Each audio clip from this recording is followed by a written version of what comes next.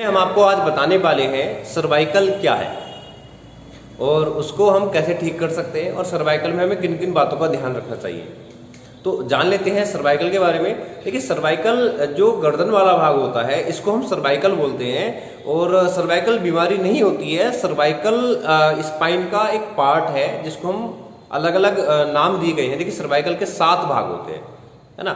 Cervical C1 से C2, C3, C4, C5, C6, C7 ये 7 भाग हैं सर्वाइकल में और ये अलग अलग ग्लैंड्स और ऑर्गन से कनेक्टेड होते हैं। कई लोगों को ये पता ही नहीं है कि उनको सर्वाइकल में प्रॉब्लम हो रखी है और वो उसका ट्रीटमेंट नहीं करते, उसका ध्यान नहीं देते, प्रिकॉशंस नहीं लेते हैं और वो बीमारी धीरे धीरे बढ़ जाती है और उनके ऑर्गन वीक पड़ जाते हैं। तो समझ लीजिए, जैसे C1 देखिए, इसको समझिएगा। C1 हमारे ब्रेन से कनेक्टेड है। पिट्यूटरी ग्लैंड वगैरह जो इस तरह के होते हैं ना, इन ग्लैंड से भी कनेक्टेड होते हैं, वो हम आगे बताएंगे अभी। तो सर्वाइकल C1 है, ये आपका ब्लड सप्लाई, बॉडी के अंदर ब्लड सप्लाई के लिए कई लोगों को ये देखने को मिलता है कि बॉडी में ब्लड की सप्लाई पूरी ठीक से नहीं होती है और वो हार्ट के लिए अपना ट्रीटमेंट कराना स्टार्ट कर देते हैं। तो ये देखिए C1 है जो आपका बॉडी टेम्परेचर में भी काफ़ी योगदान करती है, ब्लड की सप्लाई में योगदान करती है और आपका ब्रेन से संबंधित मैक्सिमम चीज़ों में जैसे नींद ना आना, है ना, और भी काफ़ी सारी समस्याएं होती हैं, वो C1 से आपकी कनेक्टेड होती है। अगर आप सर्वाइकल को ठीक करेंगे तो ऑटोमेटिकली आपकी काफ़ी हद तक प्रॉब्लम ठीक हो जाएंगी जिनका आप ट्रीटमेंट करा रहे हैं।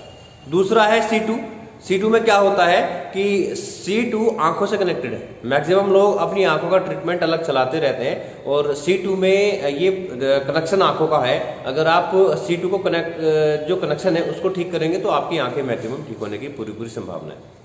तीसरा है आपका, जैसे ये देखिए, ये आपके वोकल कॉर्ड से हो गया, आपका नोज से हो गया, है ना, ये आपके ईयर से हो गया। तो इनमें जो प्रॉब्लम आती है वो आप सर्वाइकल के C3 से। C4 आपका इसी तरह से आपका जो टॉन्सिल्स हैं, टीथ है, उनसे कनेक्टेड होता है। आपका वोकल टंग से कनेक्टेड होता है। और आपका C5 है आपका जो आपका ग्लैंड्स है, जैसे थायराइड के लिए आपका प्रॉब्लम हो जाती है जिन लोगों को। तो ऐसा नहीं कि थायराइड केवल हार्मोनल प्रॉब्लम है और वो स्ट्रेस ही होती है।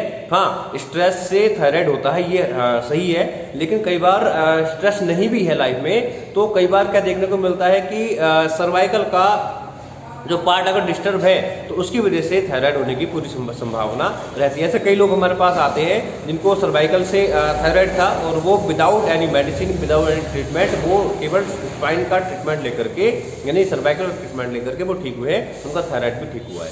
इसके अलावा जैसे आपका अब ये यहाँ से प्रॉब्लम मैक्सिमम जो लोग मानते हैं कि सर्वाइकल की प्रॉब्लम है, जो लोग काफ़ी कहते हैं कि हमारे हाथों में दर्द होना चाहिए सर्वाइकल में अगर हमें प्रॉब्लम है तो, है ना, या फिर कई बार कहते हैं कि हमारे हाथों में या उंगलियों में दर्द नहीं है, कंधे में दर्द नहीं है, गर्दन घूमती नहीं है, तो वो सर्वाइकल मानते हैं। ये जो सर्वाइकल है ये आपका C5 से लेकर C7 तक आता है। ये आप करेंगे यहाँ से, ये आपके कंधों में, हाथों की वेन से ये कनेक्टेड हो जाती है ना। इसको आप ध्यान से देखिएगा स्पाइन को। तो ये इस तरह की स्पाइन होती है और इस तरह की वेन्स निकली हुई है हमारी स्पाइन से और इसके बीच में एक मोटी वाली वेन, यहाँ ब्रेन है, तो ब्रेन से एक मोटी नस निकलती है, उससे ब्रांचेस निकलती हैं जो हमारे ऑर्गन्स और ग्लैंड में कनेक्ट होती हैं। तो इसको ध्यान रखिएगा। मैक्सिमम किसी को नींद ना आने की समस्या है, एलर्जी है, बार बार कोल्ड हो जाता है, साइनस की प्रॉब्लम रहती है, आंखों की प्रॉब्लम है, कान से संबंधित प्रॉब्लम है, नाक में प्रॉब्लम है, दांतों में, जीभ में या वोकल कॉर्ड में दिक्कत अगर होती है, थायराइड की प्रॉब्लम है, हाथों में, कंधों में दिक्कत होती है, जकड़न होती है, दर्द होता है ना। तो जितनी भी समस्याएं होती हैं सारे सर्वाइकल के अंतर्गत आती हैं। यानी कि अगर आपको इनमें से कोई भी समस्या है तो आपको सर्वाइकल में प्रॉब्लम हो गई है, सर्वाइकल की दिक्कत नहीं हुई है, आपको सर्वाइकल में प्रॉब्लम हो गई है। अब इसके लिए प्रिकॉशंस क्या लेने हैं? देखिए, लंबे समय तक आप मोबाइल चलाएंगे अगर, आजकल क्या है कि हम रील्स देखते हैं, वीडियोस देखते हैं, है ना, मूवी पूरी 2-2.5 घंटे की पूरी मूवी मोबाइल में देखते हैं, तो हम गर्दन को लगातार कंटिन्यू झुका के रखते हैं। ये देखिए, अब इसका देखिए पोस्चर देखिए, ये आपका स्पाइन जो है कर्व है, यहाँ से देखिए गर्दन देख रहे हैं ना, और जब आप गर्दन को झुकाते हैं तो इस तरीके से आगे को होता है और इससे आपकी डिस्क, आजकल देखने को मिला है कि सर्वाइकल की डिस्क भी स्लिप हो रही है। पहले केवल लुम्बर में डिस्क स्लिप हुआ करती थी, L1 से लेकर L5 तक डिस्क स्लिप हुआ करती थी। आज की डेट में लोगों को देखने को मिलता है कि सर्वाइकल में भी स्लिप डिस्क हो रही है और बहुत भयानक वाली हो जाती है, यानी कि कंडीशन हो जाती है। कई बार लोगों को प्रॉब्लम हो जाती है इसमें और इसमें आपको ध्यान देना चाहिए, है ना। अभी इसमें आपको ये ध्यान देना है कि लंबे समय तक आपको गर्दन झुका के नहीं बैठना है ना। और तकिए का जो आप इस्तेमाल करते हैं, देखिए पिलो मैक्सिमम बनाया किसी और चीज़ के लिए है, हम उसका गलत इस्तेमाल करते हैं। अब कोई आपसे कहे कि तकिया क्या लगाना चाहिए, तो इसका आंसर हाँ भी हो सकता है और ना भी हो सकता है। यानी कि जो पिलो है वो सर के लिए नहीं होता, हम मैक्सिमम सर पे लगाते हैं पिलो को, तकिए को।